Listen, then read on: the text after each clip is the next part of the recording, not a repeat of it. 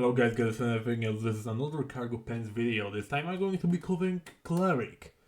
Um, yeah, Cleric's actually a pretty simple class. Because, well, you just get a bonus unless you try to play a War Priest, which is horrible. So yeah, at the start you start trained in Perception like most spellcasters. Also, you get trained in Fortitude, Reflex, and Expert in Will.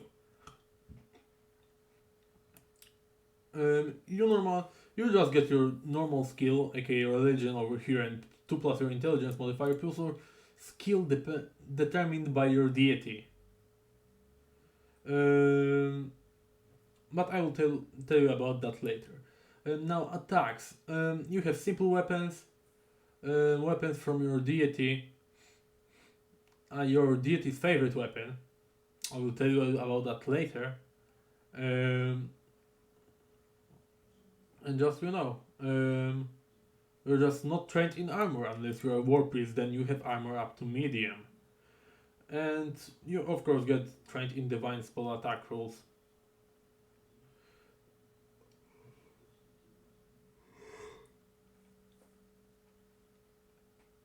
Yeah, of course. You have your anathema and stuff like this. Because over here, Cleric is a pretty scary class mechanically to actually explain. I'm going to show you about my boy Trail Maxian, aka the Horseman of Famine. Yeah, it's not really my boy. I just wanted to like show a deity that has a freehand weapon, and this was only like. And this guy was the only like the Adventurers League. I mean not Adventurers League, Pathfinder Society. I mean like playable in Pathfinder Society guy that has also an alignment that is not just straight up neutral, so we cannot take anything. Because here I was showing this for champion. But anyways, going back to this. Your divine skill is this skill. Yeah, you see, you need to do this. Now divine font is going to be later. Yeah, just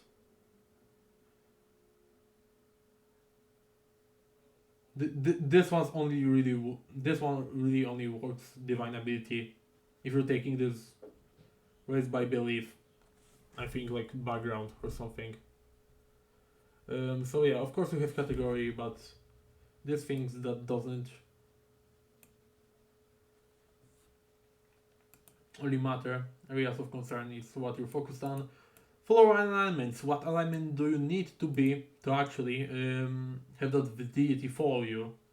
Anathema. That Anathema, aka stuff that you cannot do, and edicts, aka what you need to do. And yeah, you get your skill. Of course, you get domains, aka a thing that you will get if you take deity's domain, aka like the best fit that you can get. And you get cleric spells, aka if you're a cleric that worships this guy, you get these spells for free. See, normally Grease is a spell that can only be accessed by arcane and primal casters, not divine guys like Cleric. That since you're worshipping Trailmax and you can just prepare Grease. Same with Feast of Ashes. And same also with Acid Storm.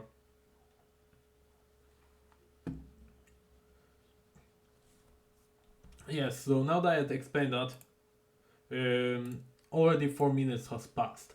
And also, yeah, you have also your Divine Font. That is another important thing. Now, Divine Font, aka either you have, the Harm or Heal Font. If you have Heal Font, then you are able to just get additional spell slots of your highest level that you can only use for either heal if you have healing font or harm if you have harming font. Yeah, so yeah, that's once again like just really cool. You just get bonus spell slots for these spells. So yeah, if you have harmful font, you can like be one of the best DPSs, and if you have healing font, you can be like one of the best healers in the game. That's like actually pretty good. That's solid. You also get your doctor in. Okay, once again, your subclasses, and over here I actually need to go over your subclasses before going over other features. Um, Cloistered Cleric. So yeah, you'll get mostly buffs. You'll mostly you'll also get some buffs to weapons and stuff like this, to your martial things, but you will mostly get buffs to your spells. And you'll start with Domain Innate feat, aka the feat that is so good that it's essentially a must take at level 1 unless you already are a Cloistered Cleric.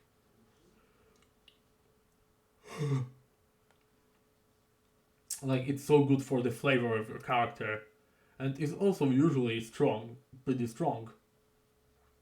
Usually pretty strong, but it's good for flavor of your character. So yeah, you take one of these. So yeah, you with that, you take one of these and just boom, just pick this, and you have it. You have it. And you have well, like one of your spells based on your deity. That's actually pretty simple. And War Priest. This time War Priest is more focused on defense. You know, like you will only get your spells to master. Okay, not only you will have. You'll only get your spells to master, but you'll get like already expert in fortitude saves at the start, and you will get shield block and also armor. And yeah,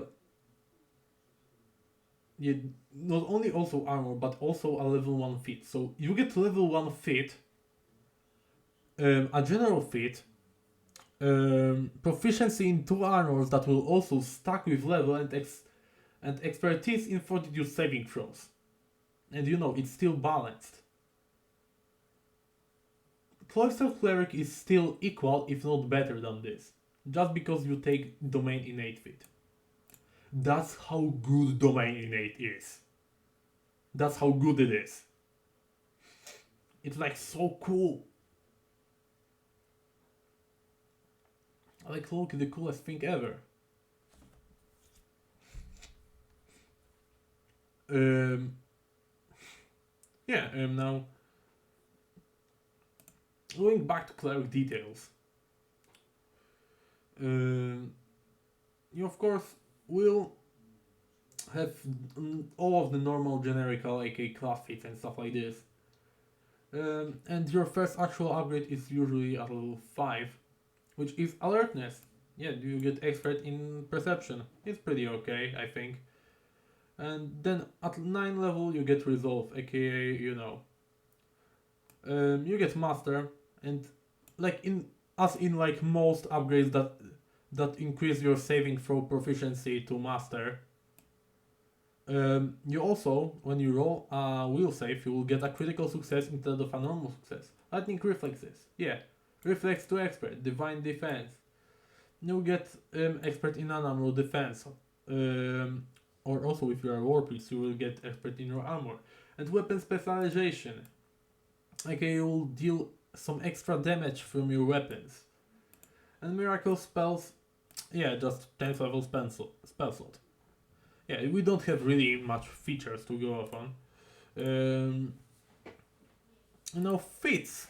Yeah, just at level 1, unless if you're a war priest, then you need to take Domain Innate. Okay. I mean, you don't get the first level feat unless you are human.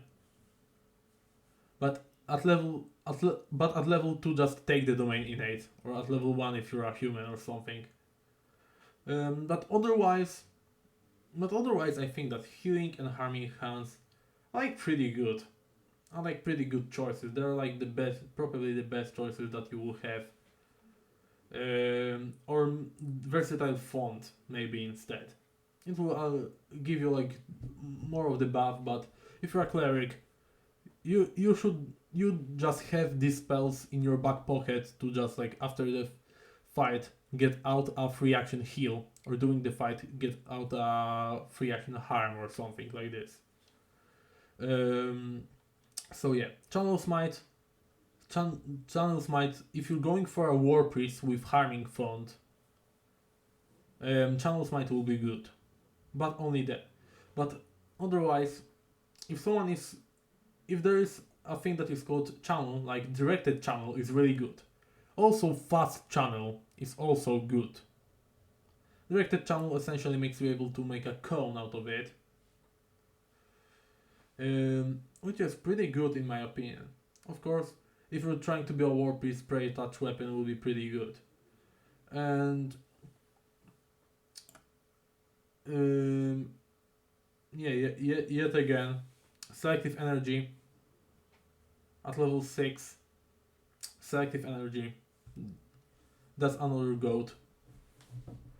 No, I wanted to say goat, but I said goat. I wanted to say go to, but I said goat. So yet again, like selective energy makes it so that if you're casting harm, then you won't harm your allies, and if you're casting heal, you won't heal your enemies. Now you also get like advanced domain. That is actually like another thing that is pretty cool. At level 8, that will essentially just give you another spell from your domain. Depending on your domain, it's good or bad. And yeah, pretty much everything that is called channel will be probably pretty good, you know? Just if you don't know what to take, just try to check channel feats and check if this will actually like work with your character build. That's the most important thing. So now, spells. I will actually, instead of just talking spells, I will start with telling you that you should always, for example, with items.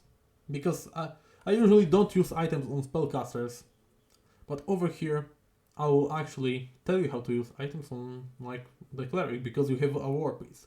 On war priest, you should get some heavy armor. Even though you don't have proficiency in heavy armor, you should have it, because at level 2, if your GM is like not insane and is a sane enough person to actually like give you free archetype variant room and also ancestral paragon, then you should pick as your archetype at level 2, you should pick Sentinel Dedication. This will give you heavy armor. So you can actually like be able to actually play a cleric, because you need most of the time you will need strength as your closest. As your war priest, you will need strength in melee. And then you get Sentinel to not only give you better armor, but also to give you boost in dexterity saving throws. If you have low dexterity, you will get a boost in dexterity saving throws. So you will be able to actually dump dexterity for, like charisma. Because I already told you in like a video I did before that War Priest is a problem to balance stats wise. And I just like literally found out that only way to actually like balance a cleric without taking the Sentinel Dedication, like balance a melee war priest without Sentinel Dedication,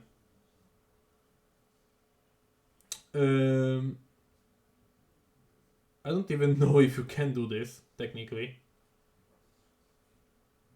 But in order to actually balance this guy with Sentinel Dedication, you will need to like sacrifice points from your wisdom and put it into your charisma.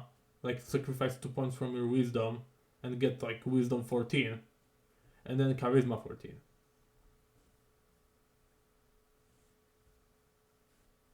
Yeah. Or try to like take a finesse weapon, but still it won't deal like the additional damage. So yeah, war priests are really tricky, so I would recommend that you just stick to cloister clerics. They don't even need to like be support, so you can just like, for example, I have like one of like my main clerics, like cleric from like my main characters that I have, like my favorite characters that are just groups of like, before there were like human beastkin, but I chose that it will be way better if I change them to Azarketi beastkin. Like yeah, one of them is a cloister cleric that has harming font. That yeah, of course, with cleric spells. Now cleric spells, aka spells from divine spell list. What do I actually recommend from divine spell list? Of course, I recommend heal and harm, which are really good spells. And unfortunately, they don't get Grim Tendrils, but if you have a deity with the Grim Tendrils, then prepare it. And yeah, all of the damage is alignment damage, so yeah, just healing things and just summoning spells will be great for Cleric if you're playing at like range. But if you're playing at melee, then just a lot of spells won't be really good. Of course, this is a prepared spellcaster, so I also recommend that you take like the flexible spell preparation archetype. It will take away some of your like normal spell slots. Don't worry, it won't take away like your heal exclusive spell slots or your harm exclusive spell slots. But it will provide you a very good tool to actually deal with it. Yeah, so that's pretty much it. Remember that it's just my guide, just my opinions and stuff like this. Every person is different and I don't discriminate against it.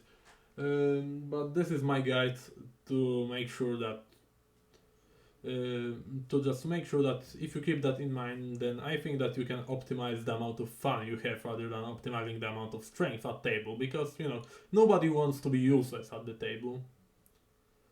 And I recommend the things that you should take if you don't know what to take. So yeah, just remember, walk your own path, you freaks of nature.